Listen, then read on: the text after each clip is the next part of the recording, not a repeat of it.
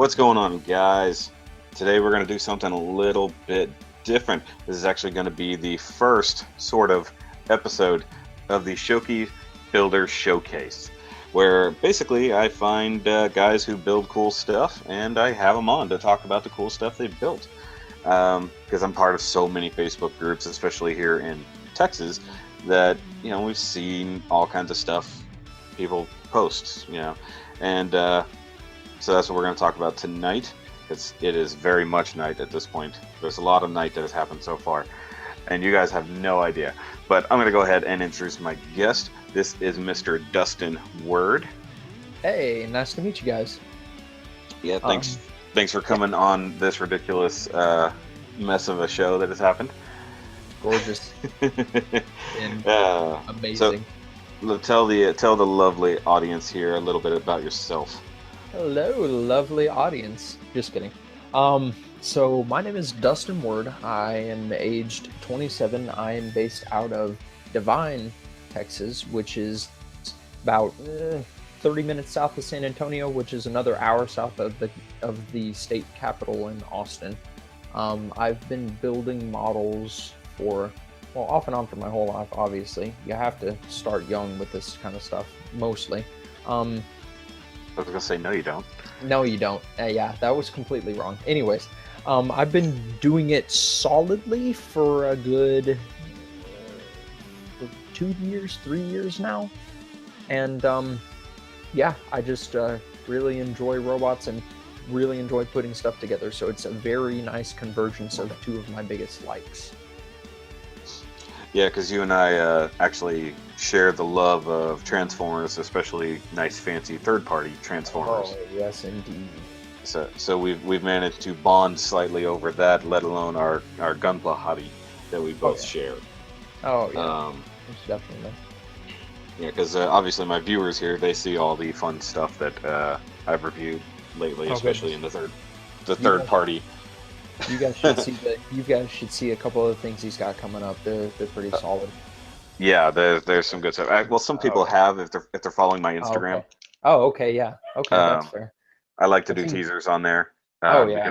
Because almost nobody does follow. But hey, guys, check out the Instagram link happening right here on the screen. Hopefully. Yeah, hopefully. Remember to do that. Remember to do that. For editing purposes later. Yes. Anyways, yes. Editor's notes. Don't screw up. No, wait, we did that already. Yeah, like for an hour and a half. Oh, longer, but that's okay. So, just a tiny behind the scenes here, guys. This is our second run at doing this because the first run we had technical difficulties that nobody knew was happening until it was over. And then up until this point right now, we've had 2 hours later. 2 hours later, we had the same problem, but we've hopefully eliminated it. Hopefully. But we're not here to talk about how terrible this show is. We're here to talk about how good your Gunpla was that you built. I appreciate that. Now, if I'm doing this correctly, there will be an image of it on the screen right now. But you know what your Gunpla looks like, and now everybody else should be able to see this wonderful masterpiece that is definitely a custom heavy arms. First and foremost, wow. Thank you. I very much appreciate that. I mean, you clearly did a lot of work to this guy, and obviously it was at some type of show or competition recently. Yes, it was. There was a local competition for the IPMS's San Antonio branch. That's the International Plastic Modelers Society. And the San Antonio branch, which is the Alamo Squadron, and it was their Model Fiesta. Now, the thing to note is that this was a traditional type model competition, not generally for Gunpla. But they've been trying to get Gundam modelers interested because the main guy that has to do with models over at Hobbytown USA in San Antonio has been pushing it to the point that they carry that stuff or have for the last 2-3 years. And this year we had a pretty good turnout. Apparently last year, which I didn't get to go to, we had 10 or 12, 13 entries, and this year we had 26 entries, I believe. It was a very good turnout. and I did as well. Well, let's get on with the interview, because I'm sure some of the stuff that I'm about to say will come up in later questions. So Well, that's okay. I know how yeah, you tend to ramble, but it's okay in this case because you're talking about your stuff, and that's okay. that's Now, fair, I guess. now, since we've already done this, I have to remember exactly what I have to say about it. Yeah, Now, yeah. s- straightforward. There's a fun color scheme going on with this. I really dig the kind of dark greens and the bronze-ish colors and stuff like that. Did you have anything in particular that you were going for with that look, or did you just throw it at it and see what stuck? Uh, yes, actually, I really actually wanted the military look, and to be fair, like I said, it was a traditional model show. It Hmm. was originally made to go into that show, and I do love good military colors. Although, to be noted, for whatever reason, I don't really like camo schemes. But I mean, like I said, that's just me. I very much like to color coordinate things. Um, the the green has got to be my favorite color, I guess. I eventually am going to do a kit in acid green just because it's loud and out there and I love it. But I love olive tones for sure. And I worked at Men's Warehouse for a good 3 years, so color coordination was a very big deal there. So uh, I just kind of needed some different tones. I didn't want necessarily gunmetal everywhere.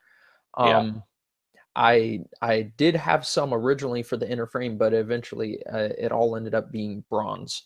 And it does look copper, and to believe me, in person it looks copper too. But for the actual colors, Sharpie, and it's bronze. And yes, I know you're not supposed to Sharpie on plastic, but I needed some help like badly. I needed another color, and the Gunpla markers don't have anything. I don't have an airbrush booth set up, and I Yeah. didn't have any kind of spray that was that color. And it was late at night, and I decided to try it, and it turned out okay. And in places where it rubbed off, as Sharpie will eventually do on raw plastic, it Hmm. just kind of looked like a worn metal effect. So I rolled Yeah. with it.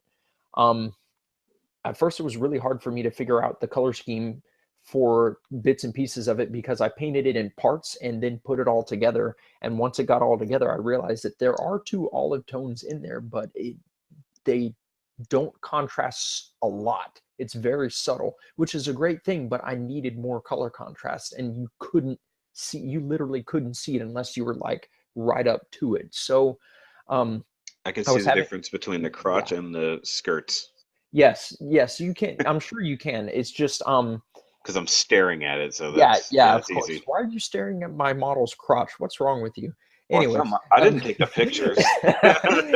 yeah, true. I didn't either, as a matter of fact. We'll get to that in a bit. But either way, um, I had issues figuring out the colors for the head and the missile pods and the little Vulcan cannons on the collarbone. And Uh-huh. eventually, I just kind of went with the multi-tone look on the head, and then added in some grays and some copper here and there to get enough pop out of it, and then just decide, you know what, let's just go with green on the missile pods and see what happens. And it turned out really good. So I love the color scheme myself. Like I said, greens are my favorite. But you went green, and it paid off in this case. I appreciate Now, that. now you were talking about the kind of coming back to it a little bit when you're with painting. Now, I do know that you had quite a bit of a gap when building this guy originally. Yes, indeed. So, so start to finish, roundabout, how long did it take you to actually from like initially breaking or Total, building yeah, that first heavy total arms rock work. hit? Yes, total work time was probably, I don't know. Total work time had to be 3 months ish. And that was partly because that cannon that you see on the back, I was very much still new to scratch building a gunpla and kit Hmm. bashing of any sort. And I still haven't really kit bashed a unit, like legs from one unit, arms from another. I'm not super great at it just yet. But It's that fun. scratch build, yeah, it is. I just haven't found good aesthetic yet. You have to have a good aesthetic flow to it. And haven't quite grasped it just yet. I haven't tried super hard yet, to be fair, because I have other projects I have to do, commission a few small commissions and such. But either way, Oh, big but man with his commission builds. yeah, and they probably will all look like crap. Unfortunately, I really apologize to the makers or to the buyees that are paying for me to commission things, because I'm super afraid that they're just gonna spot every single little tiny flaw that I'm sure is probably super small, but I can just see in big detail. Anyways, Yeah, I was gonna say, you're the builder. You're gonna see them and you're gonna point them out. It's just what you're yeah, gonna I do. know it's just I Resist the urge. see so many good works out there. But beside the point, so Yeah, yeah. most of the time on your original question, 3 months ish, most of the time was spent on scratch building that cannon that you see mounted on the back. The Yes. other big issue is that I don't have a spray booth, so I have to spray outside. And this, although this is very much my hobby, I do not have fun painting things. It's not my favorite thing to do. So you see a lot Yeah. of really great builds out there, but mostly it's because they're painted well and they are fine with painting or love to paint. I hate painting. It's taken me just this long to be okay with it. And besides that fact, like I did mention earlier, I don't have an airbrush and spray booth set up just yet. So all of it had to be done with rattle cans.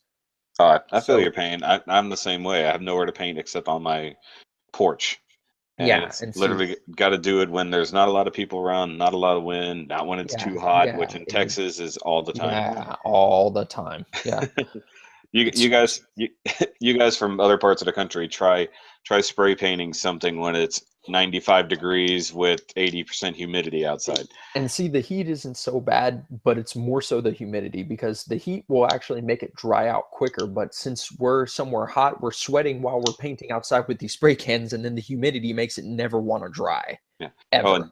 don't ever sweat on something with raw paint too. That's Oh been God, been there, that's done that. really bad. That's really, really bad. Now, that for that same reason though, like right now it's fairly cool outside, but I have a hair dryer for whenever I do it. So Yes. I'll go outside quickly, do my light coats, and then just hair dry the crap out of it. Like if anybody saw that in some my only build video that I did, you actually see me using the hair dryer in Nice. between coats. Because And I I will learned I learned that from Adam Savage from Tested, because that's how he does. He'll nice. sit there and do a couple coats of paint or weathering or something, and then just take the hair Yeah. dryer to it for like 2 minutes, and then go on, because it's actually that fast. But Oh, neat. so, I will suggest to you personally, yes, s- do not try spraying clear coat. I don't know if you know this or not, but do not try spraying clear coat when it's cool, like relatively cool to cold, because oh it yeah, will frost over like crazy. It is uh, intense. And gloss coats too. Any yeah, gloss paint will start frosting over. One of the only other kits I've painted, it was my first one painting, and it was done in a gloss color, which I didn't realize it was a gloss. I was going out with my friend, going outside to behind where my room is and spraying, and then going back inside and then grabbing more pieces. And we were just like sitting, like doing multiple, sitting them down. And then once we were done with the last one, we'd taken that batch and come out with another one, and they frosted over bad. that's So so like a bad oxidation kind of. I don't know what it is, but something about the cold with the formulation for a gloss coat and a clear and any kind of clear coat, it will make them frost. It will literally look like frost on your windshield on the clear coats, and it'll look like frost on the gloss coats, like you have a layer of frost on it. Yeah. So don't try Okay. that. It's Well, bad. that's a good tip then for everybody who. Or at the or at the very least, try maybe the blow dryer. But I would just suggest, if it's cool out, don't even bother, because Yeah. it's a pain in the neck to fix from anything that I've read. Not that I've ever tried it, but the pros have tried fixing it and they can fix it, but it's just such a pain. So Yeah, I totally get that. Now, I totally blanked earlier. Um, this guy has a name, and I completely forgot to ask what it is, so that oh people will yes, know. no, that is completely fine. Although I doubt it'll come up any tags, because I don't do, Pinterest or Instagram or anything, unfortunately. But I was going into the contest, and it requires you to have a name for the kit. And I didn't have a name for the kit, so I had to come up with something on the fly that sounded sort of like it fit. And although it sounds really kind of kitschy and it sounds a little bit lame to me because it almost sounds like naming something the Dark Dragon or some nonsense like that. Something that a 12-year-old would think was cool, you know? That's what it sounds like to me. But the name of the kit, I suppose, is the Heavy Arms Sturmfaust, which I believe is German for some sort of storm. But it seems to fit. And you do see things like Sturmfaust and Panzerfaust a lot in military naming of things. And you even see if you look into some of the Gundam stuff, the rocket propelled grenades that they have, where it's just a grenade on a stick that the Doms hold or that the Zaku's hold or something. Yeah, that's Sturmfaust. Yeah, those are Sturmfaust. On the best kit to mention it on actually is the Kampfer, because the Kampfer has one on either leg. I was thinking the Psycho Zaku because it has like a dozen. Yeah, that's right. That is indeed. They're all over the back of that thing. Yeah, they are indeed. Which, ironically, at least in the pictures, you had one directly behind your kit on display there. Yeah, you can tell because indeed. There's nothing but propellant tank. Yeah. The thing is a liter Coke bottle, basically. A liter cola. Yes, there you go. Oh yeah, and there's a Sturmfaust on it. You can see it in the background. It's funny. Yeah, and okay. I was originally going to put a couple on the thigh of this thing, but I just ended up running out of time. That's okay. I think that you can be a little too busy sometimes. But True. Now, speaking of some of your design aspects here, because for the keen-eyed viewers, they'll notice that the chest and even the shoulders are different than normal. So obviously you modified those a little bit. Yes. So basically, if anyone's ever seen the GM Sniper K9, the high-grade kit, the one from Build Fighters, it has some stuff that's different from the original GM. Namely, it looks like it has padding on the chest. And the Heavy Arms has such a thick chest to it, and it's really, for lack of a better term, it really is a masculine chest. Like, it's your traditional idea of like masculinity, rather than like a Gundam's cockpit sticking out, or like how the traditional Gundam looks. Like, this thing looks like it has a humanoid chest. So yeah. What I wanted to achieve with that is I didn't want any lines on it. I wanted attention to be drawn to that fact. So I took some very, very, very, very thin plate and glued the hinged doors on the front of the shoulders and the chest down onto it, glued them on, and then cut them out, sanded off the edges, and then put putty between the plate and the ends of the trenches, so it wouldn't even show on the ends in case I decided to have the chest open. That way it would just be plain. Also, because there's really no large place to put decals on the chest or the shoulders, and I wanted something for that, because usually you see some sort of military unit or military style Gundam unit, it has like a number designation on the chest or the shoulder, and you couldn't really do that super well with the lines on there. Some of the pro modelers could. If any of you pro modelers are watching that, I am not one, unfortunately. I'm not super great at them. I achieved the look I wanted with the chest, and the shoulders I just kind of wanted to match, and plus it would make it easier for the numbers, because again, I'm still really new to this. Unfortunately, there are people who have been doing it for 3 years that have just done amazing things, but I'm just not one of them, unfortunately. Not to the level that that I've seen, and that I'm sure you and you viewers watching this as well have seen. You've seen some pretty crazy stuff, I'm sure, and I'm just not at that level. So, you're definitely you're good. Don't worry about that. No. Well, here's one thing that I like to look at. Don't worry about how good someone else is doing, because if you're worried about what someone else is doing, you're not going to be focusing on what you're doing. Very true. So you elevate yourself by setting yourself a goal, but that goal doesn't have to be what someone else did. Fair. On another note, if you'll notice, there are, I think, a few pictures of it from the backside. Any of the viewers will notice I didn't plate over the back of the shoulders, and that's because I didn't care about the back of the shoulders. It's not negligence on my part. It's the fact that I achieved what I wanted with the front. It didn't matter whether the back was plated or not. I just needed the front to look clean like that. The back already has enough going on with the ammo canister and the cannon on the other side, and a couple of the other things. It might have eventually been there, or I might have, either way, they were going to be mostly covered. So there are other things drawing away. So I didn't feel the need to plate over the backs of the shoulders at all. So in case any of you are wondering, that's why I did it. The front was plated. So I achieved what I wanted with it. The back of it, I didn't need to worry about. I didn't care. Actually, I So kind of dig it because it does break it up. offer, yeah, true. Yeah, so it does the opposite of what the front does, but it does it well, so it's okay. Yeah, yeah, of course. If that makes sense to anybody, Yeah, it which probably not, but you know.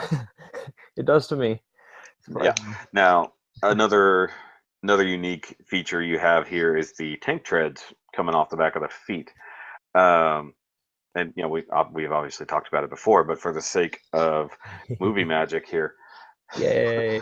what's going on with the tank treads there? Okay, so you'll notice in the first work in progress pics that any of you guys see, there are much smaller tank treads on there because originally I had had a local shop manage to find, um, or had managed to find rather, uh, the Lodo Wow. twin kit. Yes. Yes. And for any of you that don't know, it's a very small kit. It's unicorn from the unicorn anime, and it basically transforms into a tank, for lack of a better term. It's not a super great transformation, but it does the thing. And in order to do so, the legs are the treads, and that being Mhm. so, even since they come in a twin set, they're really small. But being that as it were, it seemed to me that those treads would be perfect on size for the heavy arms. And so I tried to modify to put them onto the back of the heels of the heavy arms, and it just didn't quite work out at all. It really didn't. It I tried to do too much stuff. I tried to keep some of the moving parts on there, like say the feet, the toes on the end of the legs.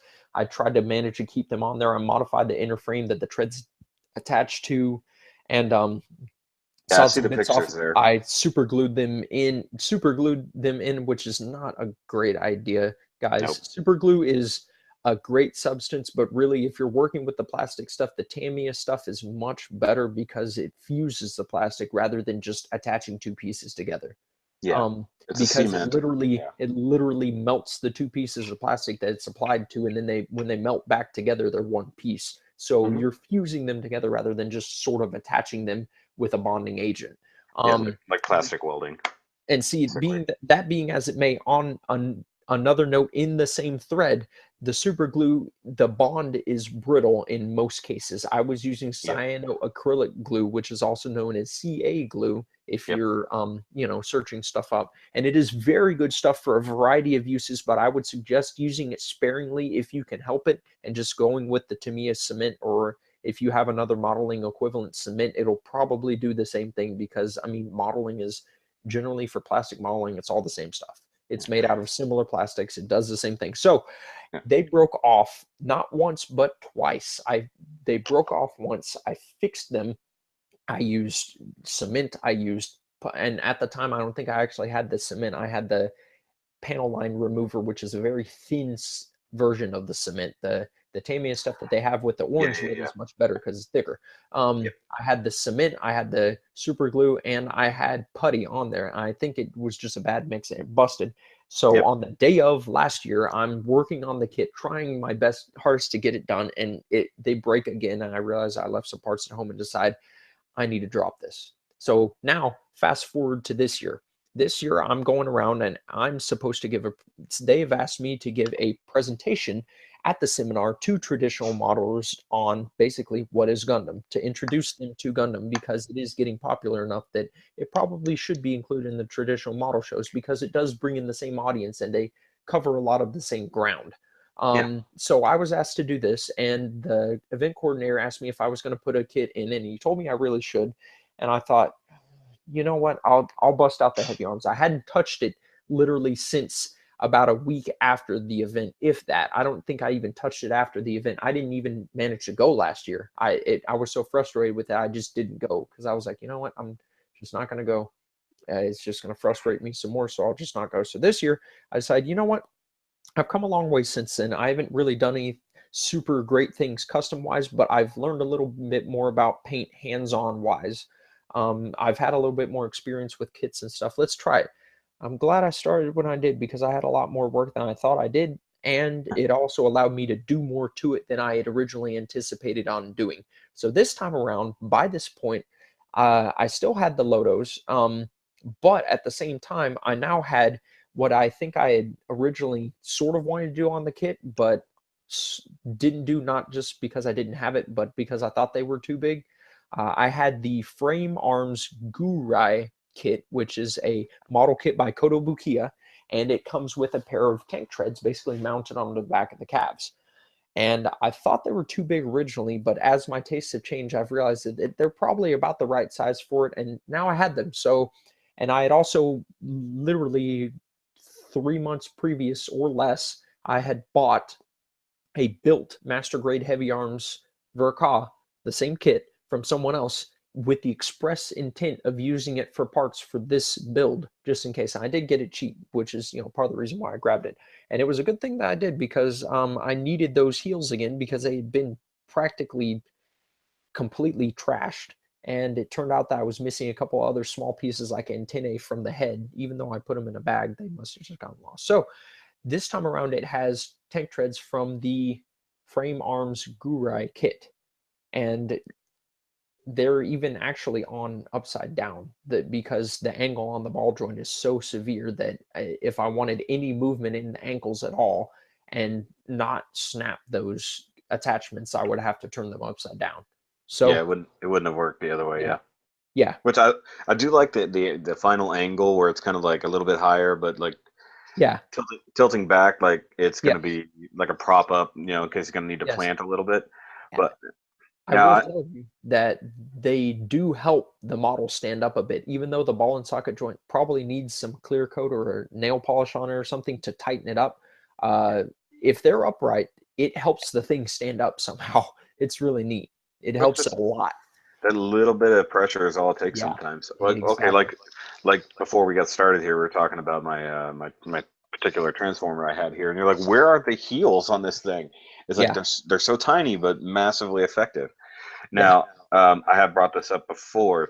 You can't actually put those treads like under the feet, right? They won't No, actually flex around to correct. do that. I'm relatively sure that if I really wanted to try, I might could, but the angle would probably prevent it, honestly, because I'd have to flip them back around. They might be able to do it, but honestly, even if they could, I don't think it would be super feasible, because then the treads wouldn't turn, because they'd be contacting the ground and the bottom of the feet. So if it were to be more realistic, it would have to have a cover on one side of the treads. You see what I'm saying? No, I understand. I'm just saying, So just they for might fun could, aspect. yeah, for fun. They maybe I'm not entirely sure. They have enough movement other than that ball joint. So yeah, But I just think that's pretty cool. it is.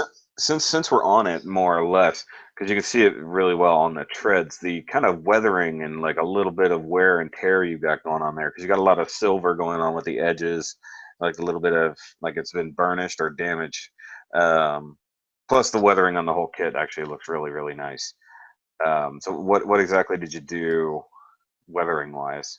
Okay, so when you do weathering, most of the greats, the guys that are a little bit better at this than we are, for lack of a better term, they will take and dry brush. Which, if you don't know what it is, look it up. It's a very neat technique, and it can become very handy when you're hand painting stuff. Oh yeah. And basically, you end up with a tiny amount of paint in a brush, and it gets out on the edges. And since it's splattered, it looks like paint weathered away. Now, see, I didn't do that with this because I'm not that great, but, or rather, I haven't had experience with it. But I had a silver Gundam marker, and I figured, you know what, why not? So I tried it on the bottom of one of the soles of the feet, just Hmm. in a place that would be inconspicuous, that no one would see. And it looked pretty good when it went on light, which it did. And I'm glad that it went on light that first time, because it went on heavy a couple other places. But if it had gone on heavy the first time, I probably never would have done it. But it went Yeah. on light, and it looked spectacular. So I thought, okay, let's try this on. Nothing ventured, nothing gained. So I decided to try it on the rest of the feet, which, to anyone watching, you should try. If you're going to do weathering, get it the most on the feet. And other Yes. places that'll take wear and tear, but especially on the feet, because they're going to lose the most paint realistically if the bot were real. So beside that point, I decided to try it on the rest of the bot, and it looked really good. It popped up really well on the defined edges. On the Yes. stuff that was less of an angle, or a wider angle rather, it didn't show up as much, because the more of the paint would get on the sides rather than on the edge.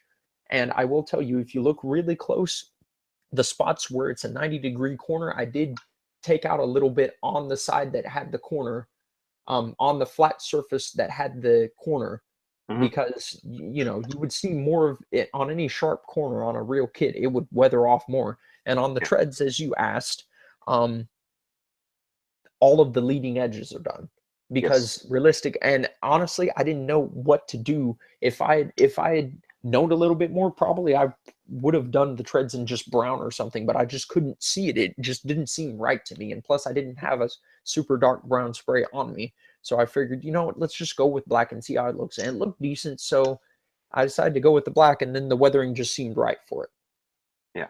Well, I think like the guys have seen on my channel here, my weathered gun tank. You know how I did some of the treads. I did kind of a combination. You know, it was the stock gray color of the treads, Yes. but then I took the Gundam weathering markers, which I know you haven't invested in yet, but I keep telling you, you need to. Yeah. It's a fun way to do a quick weathering job on top. Very similar to how you were already talking about doing. Yes. But with mine, I did a little bit of that silver on any of the spikier edges, things that would definitely be contacting more. Like a big flat surface that's in between two parts that are sticking out is not going to be anywhere near as weathered as the things that are actually making a contact with the ground. Yes. So, you know, you trail a little bit of silver on there, wipe away some of the excess. It's almost the same process as dry brushing, but you're adding the Yes. paint directly and then brushing it away, which actually is the same way to get a good greasy, dirty look as well. And It, see, if you assume that's in some ways how you've done that with maybe a little bit of black or other I'll color tell you, there. there are a couple of spots, if you can see it at all, you might not be able to see it through the decals, but on the back skirts, especially on the right hand side one, there was a spot where the marker accidentally got on the flat surface of the skirt.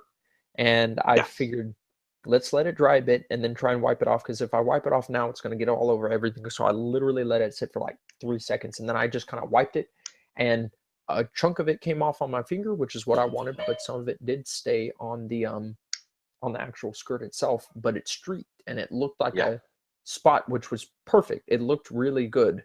There were other spots where I tried to do on more curved edges, or you know, gradual edges, rather than the sharp 90 or you know, less than 90-degree angle.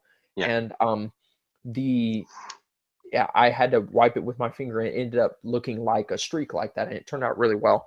On on the body of the kit, I used this stuff that Model Master makes. It's actually really, really great stuff. And it's basically a like a oil wash, like a gunk wash. I don't know what kind of. I don't think it's not an oil-based paint. I know that for a fact, but it's pre-thinned in the jar. And it's this little tiny jar. You know, the Model Masters makes paints in the size in the little jars for going through the airbrush. But I took a paintbrush and just dipped it in, and then just white. I literally painted the entire kit with this wash, and it would show up heavier in some spots and it wouldn't show up hardly at all in others, which was perfect because it looked like natural wear and tear, bits of gunk, bits of grease, bits of, you know, whatever, bits of Yeah. grime that might have stuck because of uh, mud, or you know, whatever, dirt. And on that note, what you were saying about the Tamiya weathering markers, I do still need to look those up. I completely forgot after our first doomed interview, Hmm. first version of this, which hopefully the people in the that watch all the way to the end and hear all our little bloopers reel hear that. But either way, I do have the weathering kits that Tamiya sells, which are basically little makeup compacts with a brush on one end and a sponge on the other, like a Yeah. makeup compact has, and each one will have 3 different pigments that you can use. I have a different build that I had done of a high grade, and I hadn't figured out how to use my silver marker yet, but I did use the pigment silver on it, Well, and the I like the pigment silver though. I've seen it. it is good. It looks really, really good, and it's just gradual enough that you can, when you put it on something, you could put it on a flat surface and it might end up making it look like just part of the paint is worn away, rather than all of it, like all of my silver edges on this kit. If I had been any better, I probably would have put some on with that stuff, but seeing as how I had just done it all with the silver marker, I, for whatever reason, I was like, okay, that's done, I can move on to the next step. Yeah. Which, you know, but it is what it is. I'll figure it out for the next build. Yeah. Why not? Yeah. Yeah. That's you grow, you learn, you do things. Now I was just thinking about how you were talking about maybe get a big silver smudge and then wipe it away a little bit for the same purpose. Just looking at images of the kit here, like about the cockpit area, like right below the chest. Yeah.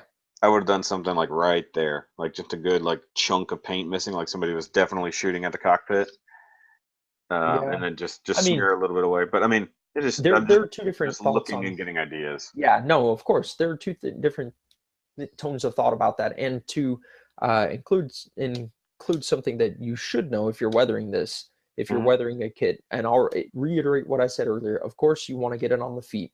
You do want to get it on the fingers some if you can, although that's a bit tricky because they're a little bit, you know how the fingers on any grade kit are. It's kind of hard to get the detail in there, Oh even yeah. if you have a steady hand, and even if you're using a marker rather than a brush. But beside that point, you want to get it on places that will have wear and tear. So for instance, on my build, you see there is a giant shield that Mhm.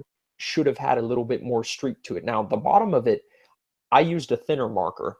The Gundam, they have a Gundam paint eraser, basically Yes. marker, and it's just a thinner marker. And I tried to erase the paint, and there was the shield had originally been a titanium color underneath, so it ended up looking like it was worn, but not exactly the way it should. If you'll notice, something looks a little bit off about it. I think it's the fact that the lines for the weathering are a little bit too defined.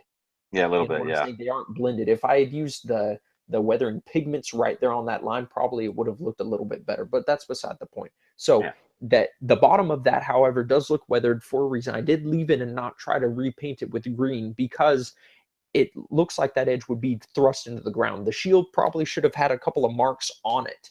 Like if I had done any better, I would have put a couple of streaks with the pigments right across it to make it look like something had glanced off the shield. Hmm. And so you were saying about putting a big smudge right there by the cockpit where it would have been shot at, and that's a very fair point. Yeah. But there is a different train of thought that would say that the cockpit shouldn't get any if there's weathering on the other part of the kit, because if a cockpit shot happens, that probably it would have been a fatal one, and the cockpit would be the most protected. The pilot would have to protect that part of the unit. Yeah. So the arm would have weathering, the shield would have weathering, the shoulder would have weathering, or it would on this kit, except that this kit it's showing bare titanium metal anyways right there. So you really can't do weathering on that. But Yeah. you will notice I did try to keep it more realistic, because you will notice that on the arm, especially the upper arm, on the right hand arm, there is weathering, but on the left one, there is not. There is a reason for that because it's behind the shield. There is a Yep. little bit of weathering on the forearm, but none on the upper arm, because that part will almost never be out from behind that shield.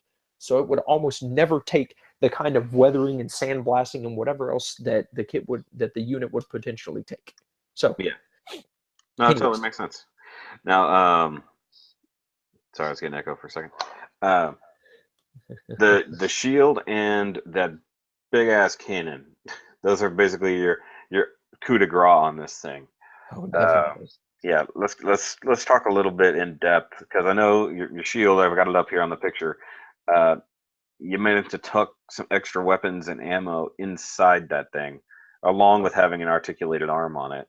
Oh yeah, it's adorable, that shield. Yeah. No, I'm just kidding. Yeah, yeah, we like to use cute Realistically, I terms. adore that. I Oh adore yeah. that. So- Oh It's yeah. so No. cute. Look at So it.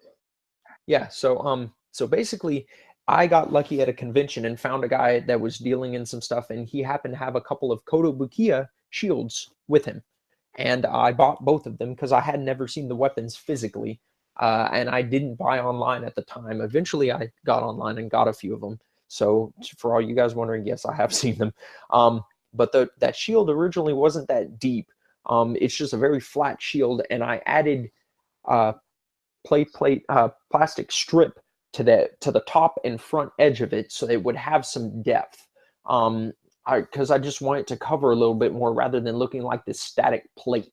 If it didn't have that edge, it would probably just look like a plate on an arm. The little manipulator arm thing came from the Gunpla Battle Arms set with the weird Oh yeah, looking yeah, yeah. shield thing and the thrusters and the 3-pack missile pods and the weird Yes. wing slash scissors slash whatever. Okay, those things are amazing, you guys. I know you've seen some people do customs with them, and even, I mean, just painting them can make them almost look like they fit. So don't worry about worrying if they fit or not. Just add them onto your kit if you want some extra stuff, and they work great. Now, eventually with this half of the build, and I say this half is in this my second go round where I actually finished the kit rather than the first one where I had to stop and drop it. I did manage to come up with an idea for what if I stored some stuff in the shield. That would be really neat because as you'll notice, and on the right arm there's a grenade launcher mounted there, literally glued onto the arm. That came from the Master Grade Unicorn Gundam full armor, which has the 2 bazookas sticking out of the back. And if you'll notice at the ends, clipped onto the underside of them, it also has those 2 little hand bazooka things. And I literally just clipped off the handle, added some detail to the bottom of it to cover up, the clip off point. And also to give it a little bit more body for any of you guys that are saying, well, why didn't you just sand off the clip off point? Well, that's not the point. It wasn't deep enough. So I added on detail and gave it a 2-tone thing, mounted it onto the arm, and thought it was great. They do come with clips. As far as one clip goes into the grenade launcher, then you have a tray that fits on the bottom with an extra slot to the side to have another clip added on. So I took and sawed one in half and then put a piece of plate on the back of either half so it would have a back again, and then painted that up a bit and glued it to the inside of the shield. So those clips can actually come out. They actually will fit into those trays and they can be pulled out if you want to. Oh, I see. Okay. Yeah. On the bottom, there's an extra clip for the cannon on the back, which is a modified unicorn bazooka, which I will get to in a bit. The last thing I want to say on the shield is that eventually, when I came up with this idea, I had also had the idea to mount a rifle in there, which is part of a Kotobukiya weapon set that includes a very square, rectangular-looking rifle and a very squared-looking axe, like an axe that is all angles rather than round edges. Really? A long-handled axe. It's a 2-part set, and but I just couldn't get it done in time. The gun is actually big enough. It has enough of a gap between the 2 sandwich halves that you could stick a magnet in there. So my idea was to put a magnet onto the shield, glue it in place with super glue, and then build a small box out of plastic strip around it so that the magnets wouldn't have super duper contact and it would be enough just to hold it in. But time got away from me. So there was literally just enough space for the armature that holds the shield to fit between the handle of the gun and the ammo clip of the gun, or there would have been. And I think that is an eventual addition that I want to make to this kit because, as anyone knows, any custom that you do, generally it's never done. Even if it's as good as it might be, you can always come up with something neater for it. And don't be afraid to drop something, even though it's not done, to just tell people, yeah, I can call it done here, because you can always do something more to it. And some of us will come back to it, but don't feel bad if you don't. So now onto the cannon. The cannon is a modified, I know, I'm just so amazing at talking. It's horrible. Anyways, the cannon comes from the Master Grade full armor Unicorn Gundam. Get it right, full armor. Thank you. Not unicorn full armor unicorn. I know it sounds weird. I'm sorry. It's been a year since I built that kit. Give me a break. So I took the bazooka and added on an extra end onto the end that was already there to give it an enhanced muzzle look, with the muzzle flash where, the tray, the part on the top that sticks out over the top with those 3 rings, that part came from the Baldwin Arms set. And the 3 rings on the bottom, if any of you has ever seen, before Build Fighters came out, they had a weapons line called Builders Parts 01, Builders Parts 02, and they were all weapons packs. Each one came with... Okay, yeah, they're amazing because they're colored in this amazing charcoal gray. They already have decals applied to the kit, little warning labels and such, and they're modular. So a rifle could turn into this one sniper rifle, could turn to a long sniper rifle, could turn to one that has a specific kind of stock, could add a scope, could take away a scope. And each one came with 2 parts. The Zaku one came with a multi-form bazooka and the L shield that's mounted on the arm, and it had the option to have the clip on there that can hold the bazooka, the rifle, and an axe, or you could add on the spikes onto the outside of it and add a handle to the inside to have it holding it and punching the same way that the early Zaku 2s could do, etc., etc. So they came with a stand that came with two halves of a hook that the bottom half would plug into the stand, and you would lay the weapon on them, and then you could clip the top half Oh down yeah, over yeah, them. yeah, yeah, Yes, yeah. yes. So Now I those see it. Yeah. yeah, those clips I literally hand sanded with a metal file, every single one of them, to make them fit around the body of that stupid bazooka. I swear to God, it had to be one of the most tedious things I've done for this. So, Yeah, I can see the results there, like from yeah, the work in progress pictures. they That's good. don't look too bad at all. I'm not gonna lie. They look okay. If you look really close, you can see some stuff, but generally, I'm pleased with the results. It's terrible. So, Start over. yes, yeah, thank you, thank you. Up You top, suck. yeah, thank you, thank you, thank you. I'm here all week. So, I got to take you down a peg. You're getting a little too yeah, uppity. of course. Yeah, yeah. So so let's see. The top in the back where it looks like there's a jet intake, almost like a rectangular intake, that was the Yeah, arm that thing. the armor piece. Yeah, thanks for the sarcasm. That was an arm piece from the EZSR kits. The on the sides, I literally just, to escape the roundness of the back of the body, to give it like a body and then the barrel sticking out, I literally just took plate and stuck it on either side and cut it to shape and plated in the bottom. You'll notice on the underside there are a pair of vents from the Kodo, one of the builder's parts vent packs. There are Yeah. a pair of long thin vents, and then on the sides, of course, there are those amazing builder's parts square vents, which came with they're actually verniers Yeah, of I have multiple that. different kinds. Yeah, Yes, I have but that set. It's really cool. yes, but I chose to use the radiator looking things because I wanted that to look like something that was venting heat and to give a very specific look. If you'll recall from our first failed attempt, I mentioned that Yes. I had in mind the Shinra Corporation's cannon from Final Fantasy VII, how it had like these things folding down to the side, and I'm sure those weren't vents, but I it was reminiscent of that. I think they were. I think they were like whenever it finally they were either vents or they were like charging thingies that came in right as it was Something, about to fire, something like something that. like that. Either way, I But wanted to give that I totally impression. got it. Yeah. I But love the idea of angled vents, angled not just straight out or straight up, but angled out some and angled up some. yeah. Just the aesthetics of it were very particular to me. Oh yeah, And it looks awesome. one more small thing, the backpack is not stock either. If you'll notice, the backpack on the regular heavy arms has those two horn looking things that they both have the same kind of hole pattern for Uh-huh. holding the ammo drum and the machine gun. Well, the cannon, I mounted a polycap in it, and you'll notice there's a polycap in there for a peg to fit into. Like that took some work too. That took some serious work without completely messing up the body of the Ah, bazooka. okay, I But see. Yeah. and I didn't even think about that until this time around. But either way, um, I needed a mount for it that would look right, and so I had to take that armature out, drill out parts of it with a Dremel tool, and find a polycap that would fit and mount a polycap into the backpack. So the backpack, now the right side has the original armature, the left side has a polycap, just a simple round hole polycap. And I took the upper arm from a 1/100 scale CeraV Gundam. And Yes. to any of you guys that get offended by that, no fear, I have another one completely unbuilt because I love that Seraphim unit. How But dare you? I had cannibalized. Well, some people will say that they love I Double O. They know. think it's sacred. But I love things for building. So if I feel like I want to That's trash it, I'm gonna that's why trash you it had with it. pictures of the seraphim in there. I was wondering. I saw Yes. them. I Yeah. never knew what they What? were there for. Oh yeah, no. The actually the shoulders to that thing got scrapped for a different build that I have a commission for on a Psycho Gundam, which stay tuned, you guys. If you're lucky, I'll finish it this year or something.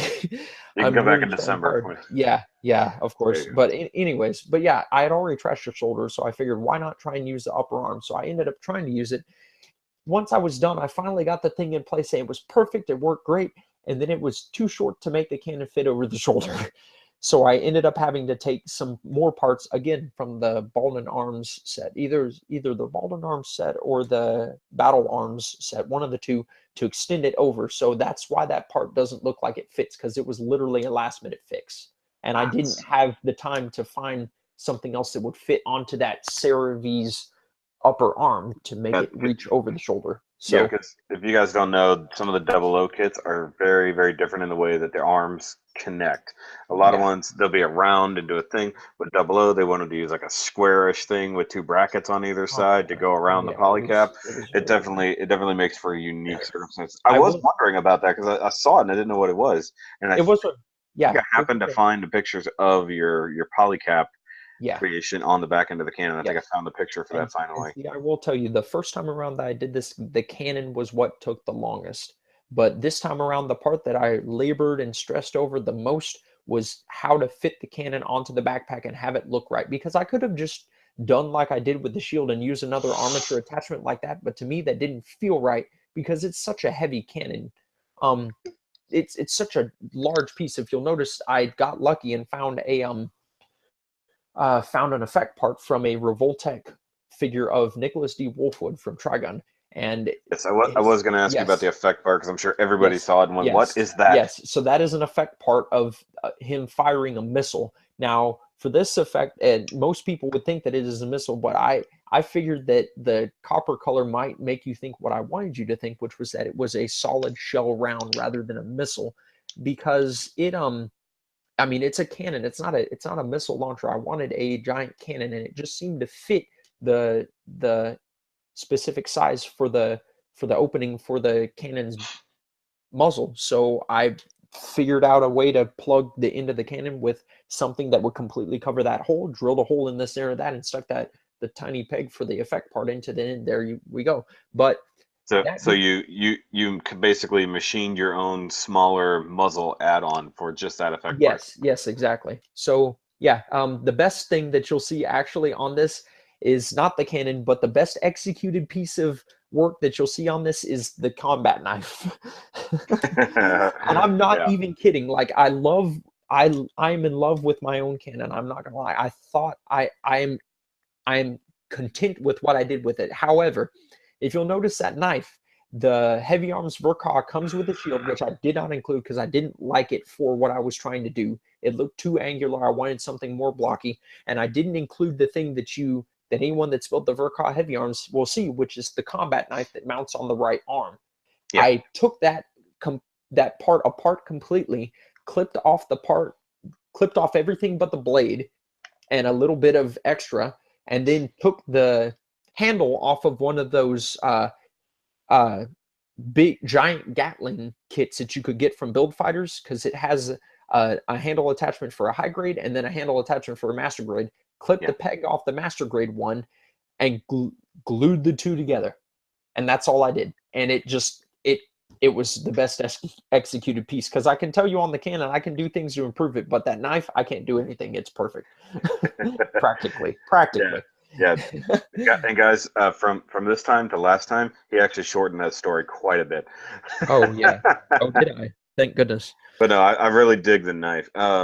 And you just painted the handle black with all the same normal black paint you Yes. normally use. And then Yeah. the blade, is that just silver marker or is the blade It's does it actually come titanium. cast? It's actually that titanium color. I painted Oh, it with okay. the same spray paint I use for the chest and the shoulders. Yeah. Okay. That's So what.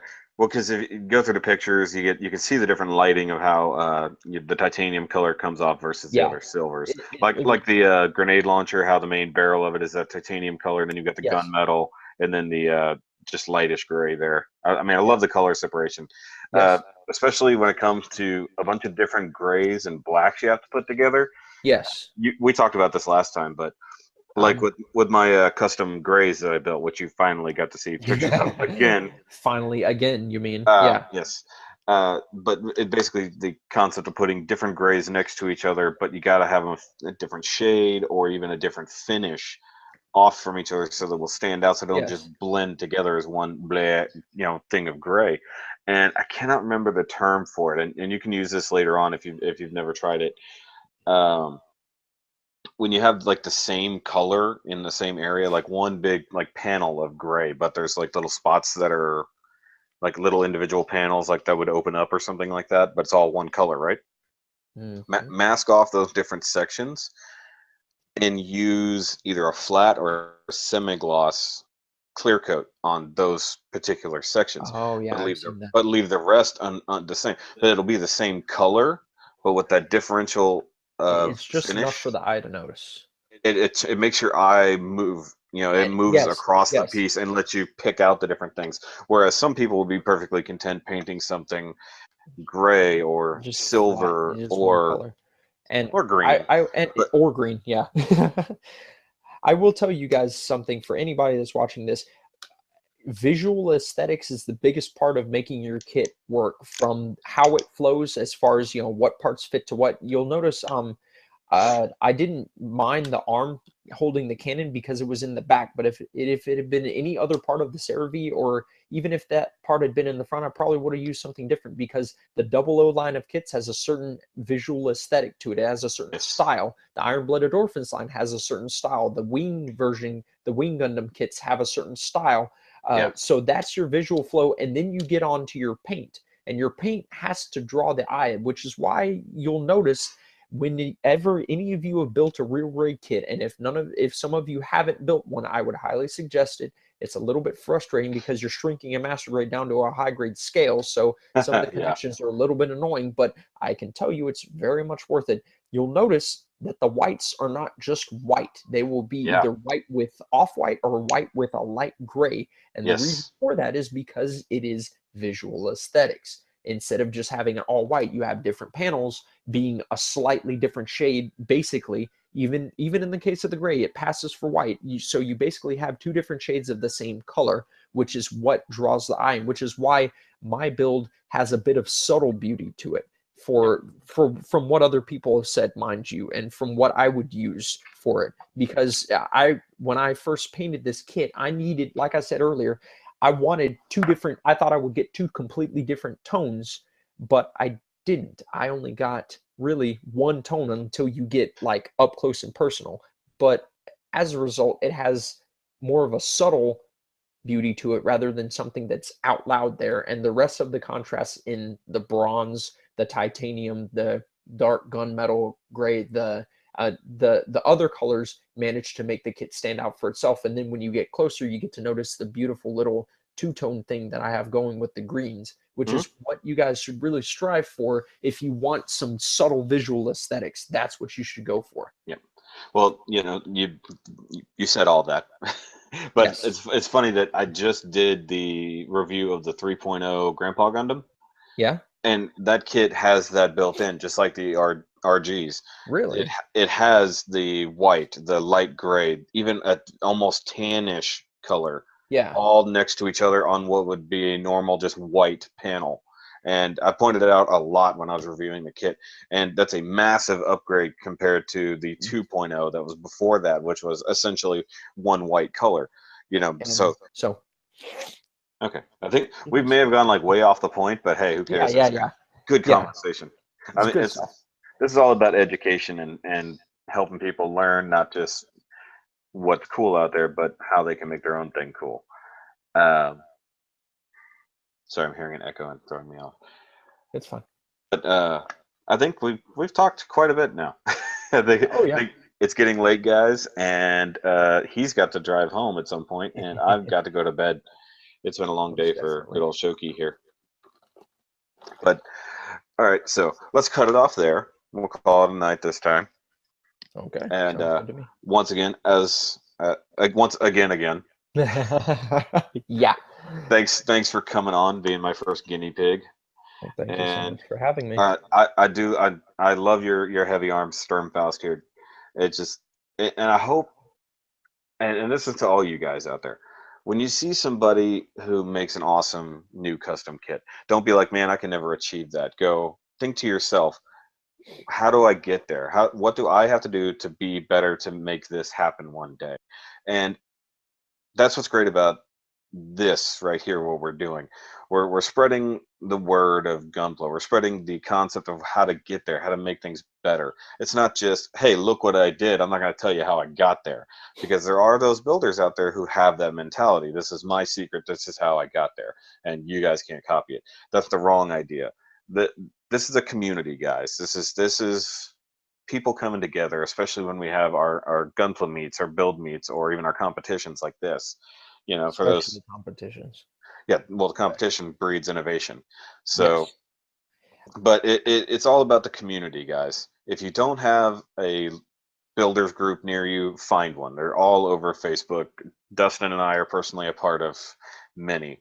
And anybody listening, Yeah, more than likely, is people listening to this or watching this probably will be know. in those groups because Yes. that's where I'm going to share them. Yeah, Spam, of course. spam, spam, Yes. spam, Yeah, yeah. Read spam, not share. and yeah, and Dustin will like it first, like he always does. Of course. He's very supportive of the good old Shoky shows over here. I mean, Um, they're good videos. What can I I say? I try. For someone who doesn't have access to the internet 5 days out of the week, he still manages to like all my videos and everything every time I post. And I will tell That's you guys something on the comments of liking, and it's a little bit tenuous, but it gets there. So anytime you see a custom build, you think I want to do this, you don't know how to get there, comment on it, ask about it. But first, to be fair, first read through the comments that are already there to see if someone's already asked the question first, because I know that a lot of people have a yeah, lot of the more pro builders have issues where they won't answer a question because it's already been answered in the comments, or they get frustrated and they think about leaving for a while and leaving on hiatus because they'll get a post and 20 people will comment on the post asking the exact same question, and he answered it the first 3 times and then got tired of it and quit. But yes. so that is just a bit of good etiquette. Read through the comments first and see if the question has been asked. But despite that thing, do not hesitate to ask other than that. And do not hesitate to leave a comment, whether it's good, bad. I'm not saying just comment on and say, oh, good work or whatever. No, no, no. So long as it is polite. And I think we went over this the first time around, and I think we should Probably. cover it this time too. Be polite, but give back feedback. We all need it. Anybody doing a custom definitely wants feedback for the most part. There are some people that don't, or that maybe their work is good and they know it and they don't necessarily need feedback. But I mean, you never know.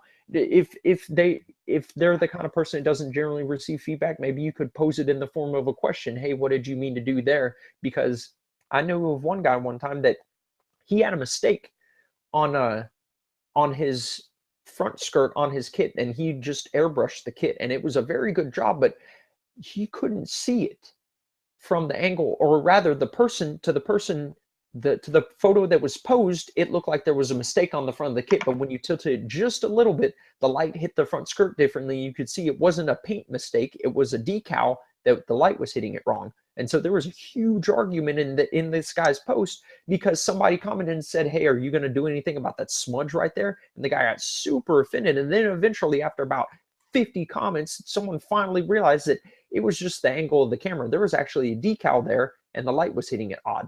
So pose it in the form of a question if they're not the kind. But either way, ask questions, give constructive criticism politely, please. Please. Well, I'm doing my best on my end to make it as a positive a community as I can. I am in the Gunpla Builders group. I am in the USA Gundam page. I am in It's a Gundam, and I'm in the Texas Gundam group. And to anybody that might be watching this in the Texas Gundam group, it's not a super big group, so I'm sure you've seen me here or there. I don't post up much anymore, but I'm hoping to change that. So either way, if you ever see a work of mine or anyone else's, please give us some feedback. yeah, Say, oh, like if you don't think that the kit was overall your thing, but you think it was well done, then comment on something that you liked. If you don't want to leave a negative comment, or if you don't want to say something that's you think is wrong with it, but you don't like it personally, just comment on something that you did like. Leave something, because we always need feedback. Because like we said earlier in this podcast, when you're on the inside, all you're going to notice are your flaws. Or maybe we said early in this podcast, maybe that it was may not have before. been Either way, recorded, but who might not knows? have been recorded. So either way, so in case it wasn't, I have a custom in the works right now that is my very first commission. I've been working on it for over a year, and all I can see are my flaws. I'm too Yep. close to it, but I took a step back the other day and realized that the ones that are on there are not super duper noticeable, and even the ones that are there can be fixed or can be made less noticeable, even though I've mostly painted the kit. So we're too close. If you see someone's work, give some feedback, please. That get the Constructive criticism. conversation, constructive criticisms. Yes, exactly. Get the feedback flowing. Get the conversations flowing. That's what makes this hobby take off. It Yeah. wasn't really it wasn't going super huge, but then it picked up about, from what I had seen from about 6 months ago to a year ago, it started picking up again, in Oh at yeah. least in Texas, and it's been going strong ever since. Keep the conversations flowing, guys. That's how we keep this thing building, and And that's how we keep ourselves building. yes, and like the same way, because everybody has a different point of view of something. I mean, you're seeing something that someone's worked hard, weeks, months, whatever, on to finish, but you might have an idea that they never even considered because they were locked into their own tunnel vision of their design. Like Exactly. like I told you last time, it would be interesting if you did kind of a dual leather brown effect on the Yes. leg Yes. leg missile pods, and you'd never even Yes. considered that, but then you suddenly thought that actually might look really good one day, you know. And as you were talking Exactly. about Exactly. when you were talking about earlier, I didn't get to interrupt you. Yeah. Um, a custom, you might be done, but it's never finished. Yes. Yeah, you, Exactly. you you can be done a million times, but it's never truly finished. So this may look done. It may have been okay. I'm not touching this for a while, but he can always come back later and be like, "Hey, I want to add this to it." Okay, just for instance, Wing Gundam Fenice from Build Fighters. That is the concept of a custom that is done but never finished because it kept evolving, and you got to see it in that one episode from where he Yeah. started when it was brand new to what he was battling with at this point with either the faux battle Yeah. damage or whatever. Yeah. So it Yeah. started out as one thing and it evolved over time, and so that's totally something that can happen, well, with anything that you're customizing, any kind of artwork. But as long as it's you in that, and like we said, give positive feedback, receive it positively if you can. Don't be a jerk about somebody unless they're being a jerk to you. No reason to be. Yeah. And there's a lot of negativity on the internet, but this is one reason why I want to do this. This is why I want to showcase these custom builders, because Dustin here believes that, okay, I'm not that great, but I see this and go, I haven't done anything to this level yet. I've definitely not even been to a competition before. So this is awesome to me. I love every little detail that's popping out here. I want to know every little detail. How did we do this? How did he make this happen? How did you paint this? That's why all the questions exist.